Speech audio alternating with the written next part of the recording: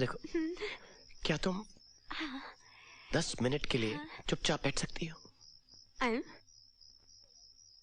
मैंने तो क्या सोचा था, आपने क्या बोल दिया? क्या है कि जब से मैं इस घर में आया हूँ 10 मिनट की शांति के लिए तरस गया। मैं तो कब से सलाइन हूँ। बाती हूँ, बोझा बंधा बाती हूँ, हाथ क्यों तू मल रहा है? अरे और सुनिएगा, दिमाग फेल हो जाएगा। अरे बताइए ना भौजी, और क्या चल रहा है? चैत में अदौरे अरे तोर लखे जीवन जोड़ी कहाँ बाबू रे, तोर प्यार में दुनिया भुलाए जाबू रे। पूरी सभी दुनिया बसाई पूरी। Likey